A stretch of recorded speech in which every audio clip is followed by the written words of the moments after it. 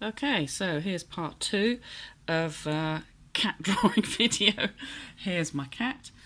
Here's my drawing so far. Now I've been mucking about with this since the last video. I've been sharpening up some of the details, rubbing out a lot of it, redrawing it in. This is completely normal. This is why you use an H pencil or an HB so that you can rub it out. So I thought I'd show you the cat. I'm sort of a bit happier that things are in the right place. I actually ended up rubbing out this eye because it was in the wrong place. Now I'm going to try and put it back in again. And this is a bit more as you would then, once you are fairly certain you've got things in the right place, then you can start to put in some real proper detail. So on this eye, for example, on the black bit here, which is important, I've drawn out the shape of the black bit. And as you can see, there's a nice highlight there, so you mark that off and then you can shade in around that. It's nice to have the highlight in the eye. If you don't have the highlight in an animal's eye, it kind of looks like a dead animal. It's not very nice.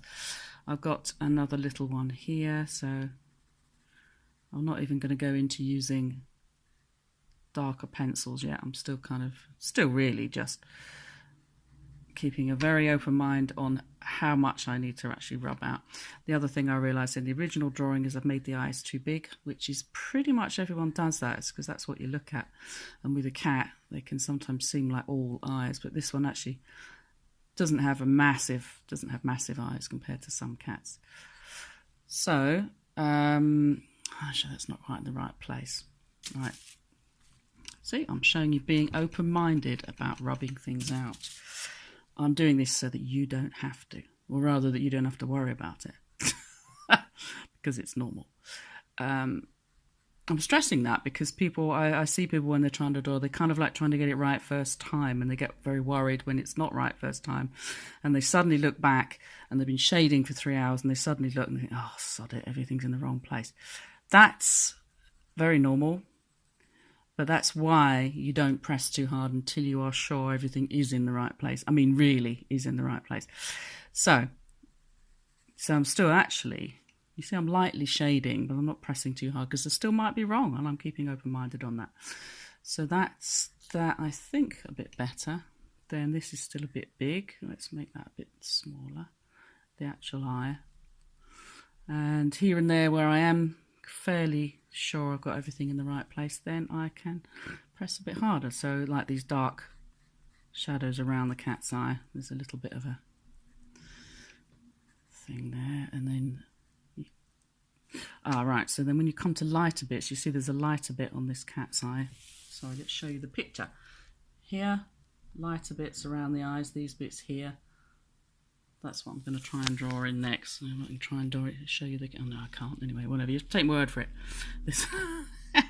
There's a lighter bit here. So, lightly draw out that shape of that lighter bit. Same here. Lightly draw it out. Seems to be going from here to about here. And then, just so that you don't lose it, you can lightly shade around it, because it is darker around that shape, and around that shape you've got grey and you've got white. So... Again, doesn't matter at this stage. You're not getting into details at this stage. It's a gradual process. You get more. Gets more and more detailed and controlled as you build it. But you build it in layers, and you try not to get too fussy until you have got more of the drawing in. So I'm putting that in. I'm sort of looking at this lighter bit here is about that sort of shape. So then here. That starts slightly darker. See it on there? That's the bit I've just done there. So I've got an eye in. Ooh, brilliant. I've got a bit of a nose in, probably in the wrong place as well, but that's fine. I shall probably need to shift that over here a bit. But let's go back to this eye. So I'm pretty sure I've now got that in roughly the right position. So I very like whatever bit I'm doing, I lightly draw out the shape. Again, you're looking at negative spaces, negative shapes. There's a sort of half moon shape almost there. Let's put that in a bit darker now. And then there's a sort of bit of a tear duct shape there, which should be roughly, can measure it with that one. That one's too long, let's rub that out. Good. Okay. And again, let's mark out the light bits of the eye there.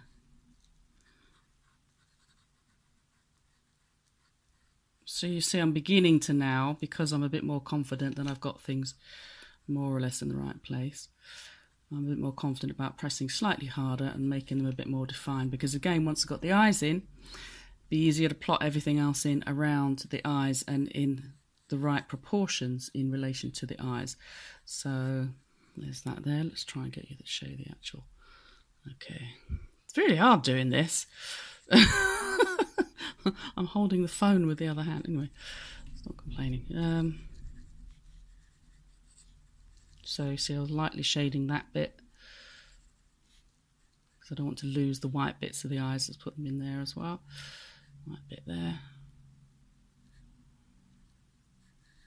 Okay, and then I can put in, I've started to put in a bit lightly again here, where you're actually allowed to now. You can have a bit of fun putting in where the stripes are, for example.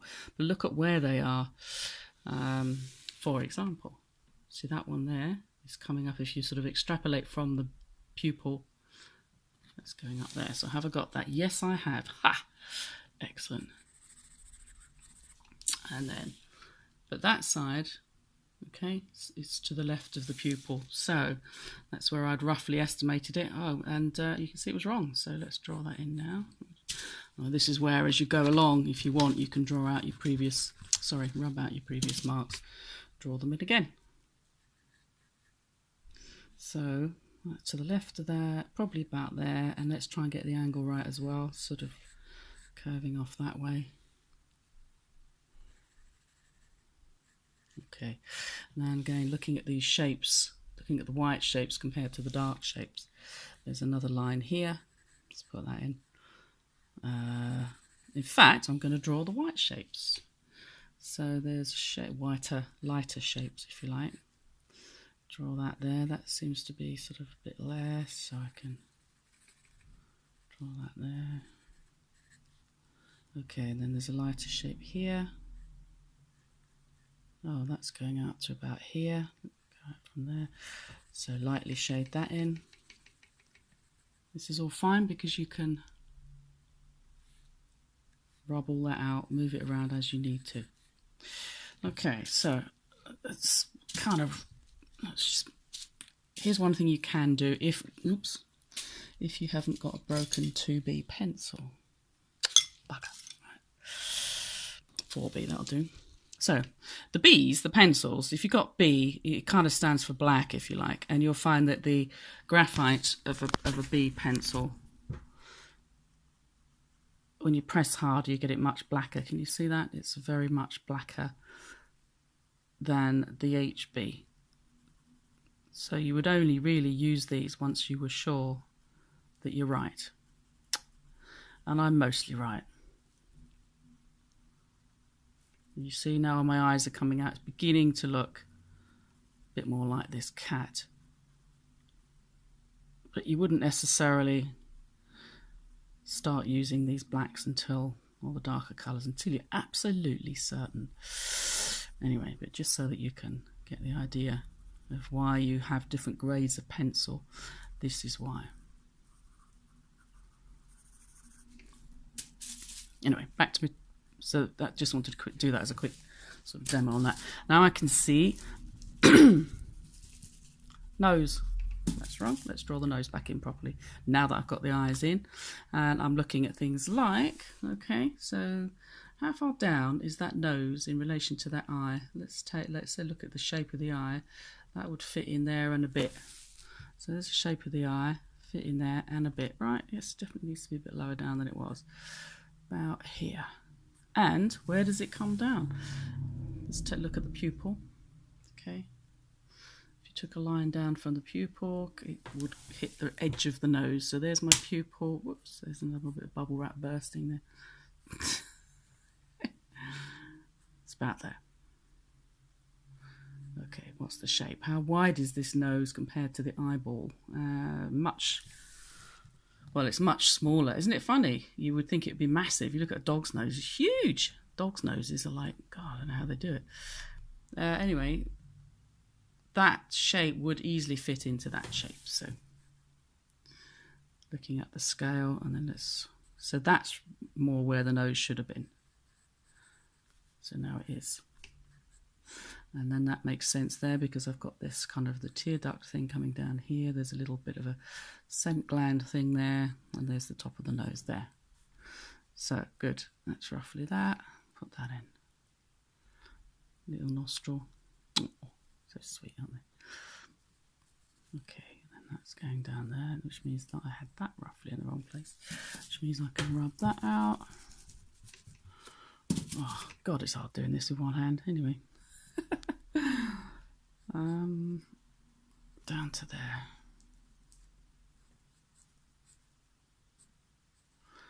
I'll put a little darker mark there. So there's the little cheeks of the cat, or whatever that is. Okay, then so I had that roughly. See, that was in the wrong place. Good. Now let's lightly shade that because it is slightly darker there. Let's get rid of that. Okay, looks like he's smiling. It's not really smiling. Okay, now, lovely white chin. How are you going to show the white chin? Shading what's around the chin. And again, I'm getting into shading now. That's because I'm kind of a bit more confident that I've got everything more or less in the right place. I say more or less, I'm still going to be changing it, but anyway. So I'll come back. I keep kind of circulating round, you know, let's do this bit, put that bit in there. But eventually, it'll all come together in the right place. But I'm still using my HB pencil just to sort of shade in. So now I'm kind of getting interested in the markings now, because I'm at that stage where I can. So, and I'm trying to sort out the light. It's the light and the dark. But basically what shading is the light and the dark. Is how do you make something look three-dimensional? Lights and darks. That's how you do it. Otherwise, it just will look flat. Let's try and show the cat itself as well. No, actually I can't. Anyway, bit of shading there, bit of shading there. It's beginning to be that cat. So now I've got that in. Oh yes, okay, so let's put... Okay, I'll try and show the... So now I'm drawing out this shape. The lighter bits again. And then again, you're still looking for width. Look at the width. You know, that eye, would that fit into that? You know, that where would that? It's about the same, just slightly wider than the eye here would be. Let's sharpen up the shape a little bit. Okay. And again, now that I've got those lighter bits drawn in, you're going to have the darker bits around it.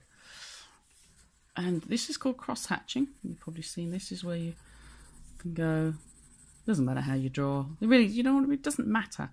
Everybody has their own way of drawing. It doesn't matter because what you're trying to do with a drawing, you're trying to get the flavour of something. You're trying to capture something of it, and you can do that in a trillion different ways.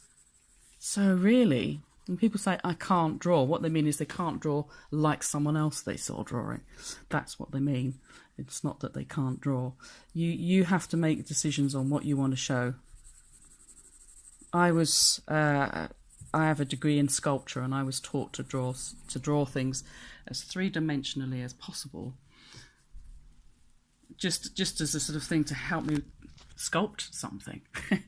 So yes, I don't necessarily do neat. I do sort of fairly scruffy-looking drawings, but I can see the shapes of things, because that's what you're gonna kind of, if you're gonna make something in clay, you want to know what the shapes are. Okay, so as I was saying, to show that white there, and you can get very careful. You know, it's your choice. If you want to get very careful with these shapes, you draw out the white shapes first, and then you'd. So I'm going to do this quite roughly. So I would spend, and if I was going to shade this in, let's go to my 4B again. If I was going to make this, you know, try and make a shaded rather than just a sketch. There's a difference between a sketch and a drawing. This is a sketch at this stage, but the more details I start to put in, the more it becomes more of a drawing. I will then use my blacker pencil to start putting out some of these markings. Now, that's darker there. I'll draw that shape in. I've already drawn in that lighter shape. Now I'm going to draw in that shape, which is kind of like this. Draw that in first. And then we're starting to get a bit of a tabby cat appearing here. If you want to try this exercise, keep it simple. Don't choose a cat. Choose a black cat. You'll be fine. It's just a smudge with some eyes, a black cat. You'll be all right with a black cat. So, do you see what I did? I sort of drew that shape in, and then there's another shape here, which kind of seems to, hang on, that's going like that. That's a sort of a shape there. Looks like he's got a bag under his eye. There's another shape there. Let's put that in. There's a shape there. Let's put that in. Okay, down here. Then you can go down to here. You could start doing, provided, which I have, because I'm brilliant, I've put in measuring, and I know that that is roughly where that should be. And there's a shape here. So that's where the tabby bits are. And if you want to spend hours and hours and hours, it's actually very it's good for you. It's fun. You could spend a long time just putting in all the fur and everything. I'll give you a quick demo on that, and then that's enough because you probably stopped watching already. If, for example, you want to start putting in some of this lovely fur around the edge of the cat's bum, let's just first rub that out. Then use your pencil. This is the HB again. So do that outline, and then you would happily, to your heart's content, spend as long as you need to shading all this in, you're trying to match the tone. The reason I chose a grey and white cat is because you haven't got to worry about colour. That's the other thing you don't want to have to deal with too much when you're learning to draw these colours, because you've got to see through the colour to see what the actual tone is, like how dark is the thing. So it's a good idea, if you find a cat on the internet, is to sort of print it out in black and white, or else just get a black and white cat. All these little gems. Someone needs to write it down one day.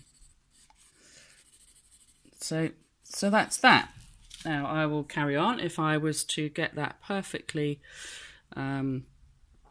muck about for a few more hours, that will look very much like that cat. At the moment, it's just the beginnings of that cat. Anyway, I hope you have fun with it.